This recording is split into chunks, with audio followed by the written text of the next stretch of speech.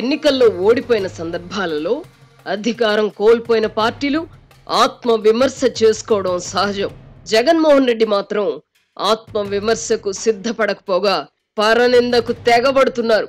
ఎన్నికల్లో ఓటమి పాలైన పార్టీ మళ్లీ ఎన్నికల నాటికి ప్రజాభిమానం చూరగొనడానికి ప్రయత్నిస్తుంది. జగన్ అండ్ కోలో ఈ ఛాయలు కూడా కనిపించడం లేదు. తప్పంతా ప్రజలదే అన్నట్టుగా ఆత్మవంచనకు పాల్పడుతున్నారు. చెడు చేసి ఓడితే బాధపడాలి కానీ మంచి చేసి ఓడితే బాధపడకూడదు అని వితండవాదం చేస్తున్నారు. నిజంగా మంచి పాలనే ఇస్తే ప్రజలెందుకు ఓడిస్తారు? ఎమ్మెల్యేలు ఎంపీలతో జరిపిన సమావేశాల్లో జగన్ రెడ్డి ఉపన్యాసం విన్నాక మారతారని భావించడం భ్రమే అవుతుంది.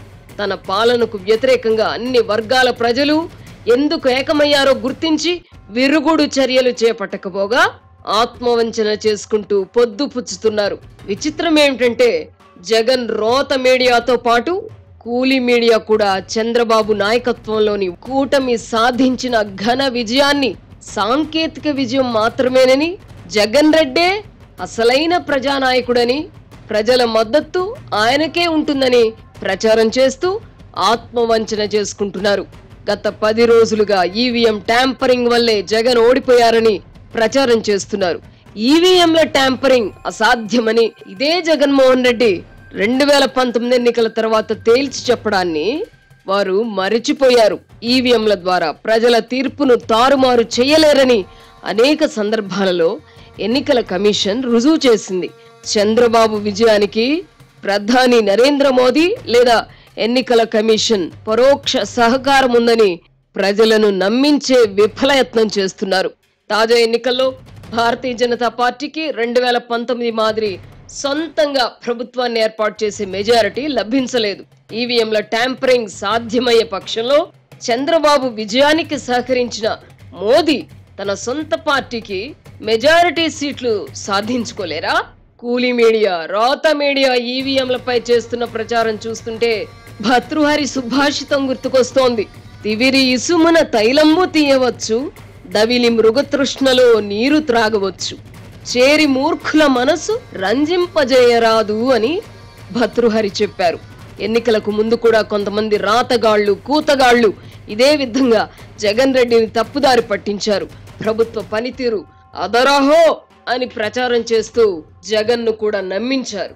ప్రజలంతా జగన్మోహన్ రెడ్డికి బ్రహ్మరథం పడుతున్నారని, 2019 కంటే ఎక్కువ శాతం ఓట్లు, సీట్లు వస్తాయని నమ్మబలికారు. సంక్షేమ పథకాల వల్ల పేదల జీవితాలు మారిపోయాయని, సామాజిక న్యాయం అద్భుతంగా జరిగిందని, దేశ చరిత్రలో ఏ నాయకుడు కూడా సాహసించని నిర్ణయాలను జగన్ రెడ్డి తీసుకున్నారని అదరగొట్టారు. పూర్వం రాజుల ఆస్థానంలో పొగడ్తల కోసం కొంతమంది ప్రత్యేకంగా ఉండేవారు. ఇప్పుడు జగన్ రెడ్డి ఆస్థానంలో కూడా ఇలాంటి వారు చేరారు. వారి మాటలను నిజంగానే నమ్మిన జగన్ రెడ్డి క్షేత్రస్థాయి పరిస్థితులు తెలుసుకునే ప్రయత్నం చేయలేదు. భజన పరుల మాటలు నమ్మి నిండా మునిగిపోయారు. తన పాలనకు వ్యతిరేకంగా మెజారిటీ ప్రజలు కులమతాలకు అతీతంగా జట్టు కట్టిన విషయం గుర్తించలేకపోయారు. పేదలు, పెత్తందారులు అంటూ సమాజాన్ని విభజించే ప్రయత్నం చేసి బొక్క బోర్లా పడ్డారు. ప్రభువుల మనసు రంజింపజేసి లబ్ధి పొందడానికి ప్రయత్నించే వాళ్ళు ఎప్పుడూ ఉంటారు. అయితే పాలకులు ఎవరైనా గాని తమ హితం కోరేవారు ఎవరో, సమాజ హితం కోరేవారు ఎవరో గుర్తించి వారిని మాత్రమే చేరదీస్తే ఎన్నికల్లో ఘోర పరాభవం ఎదురవదు. అధికారంలో ఉన్నప్పుడు ఉన్మాద మోకను పెంచి పోషించినందుకు తగిన మూల్యం చెల్లించుకున్న జగన్మోహన్ రెడ్డి ఇప్పటికైనా ఆత్మ పరిశీలన చేసుకుని వాస్తవిక దృక్పథంతో ఆలోచించడం నేర్చుకోవాలి. విలువలు, విశ్వసనీయత వంటి పదాలు జగనొంటికి సరిపడవు గాని ప్రజలు నమ్మే మాటలు చెప్పడం మంచిది. తల్లిని, చెల్లిని కూడా విసిరి కొట్టిన జగన్మోహన్ రెడ్డితో అనుబంధాలు, ఆత్మీయతలు ఉంటాయనుకోవడం భ్రమే అవుతుంది. సిర్లసీమ 2 వెంచర్ ని సందర్శించండి. ఇక్కడ అన్ని ప్లాట్లలో మామిడి, శ్రీగంధం చెట్లతో అద్భుతంగా ఉంది. ల్యాండ్ అప్రిషియేషన్, ఫ్రీ మెయింటెనెన్స్, పండ్ల తోటల తాలూకా ప్రయోజనాలు, డబుల్ బెనిఫిట్ ఆఫర్ తో సిర్లసీమ 2.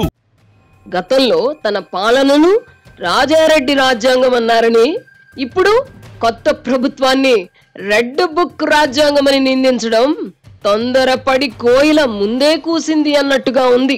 అయినా అధికారులను, రాజకీయ ప్రత్యర్థులను ఎన్ని విధాలుగా వేధించవచ్చో చేసి చూపించిన జగన్మోహన్ రెడ్డిని మించిన దురాగతాలను మరెవ్వరూ చేయలేరు.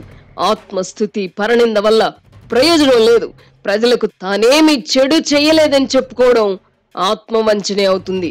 ముఖ్యమంత్రి పనేమిటి, మనం చేసిందేమిటి అన్న విషయంలో ముందుగా ఆత్మ పరిశీలన చేసుకోవాలి. బటన్లు నొక్కడం మాత్రమే ముఖ్యమంత్రి పని కాదు. రాష్ట్ర సర్వతోముఖాభివృద్ధి గురించి కూడా ఆలోచించాలి. అభివృద్ధి, సంక్షేమం మధ్య సమతుల్యత ఉండాలని జగన్ గుర్తించాలి. ఈవీఎంలలో ఏదో జరిగిపోయిందని చెప్పి వాదనకు తెగబడేవారు జగన్ ఏ విషయాలలో మారాలో సూచిస్తే ఆయనకు నిజమైన శ్రేయోభిలాషులుగా మిగులుతారు. విష ప్రచారం, దుష్ప్రచారం అన్ని వేళలా పనిచేయవని కూడా జగన్ అండ్ కో తెలుసుకోవాలి. ఎన్నికల ఫలితాల అనంతరం జరిగిన స్వల్ప సంఘటనలను భూతద్దంలో చూసినంత మాత్రాన ప్రయోజనం ఉండదు. నిన్నటి వరకు మీ పాలనలో జరిగిన దురాగతాలను ప్రజలు ఎప్పటికీ మర్చిపోలేరు. తనకంటే దరిద్రంగా చంద్రబాబు పాలన ఉంటే తప్ప జగన్మోహన్ రెడ్డికి 5 ఏళ్ల తర్వాత అధికారం వచ్చి ఒడిలో వాలదు.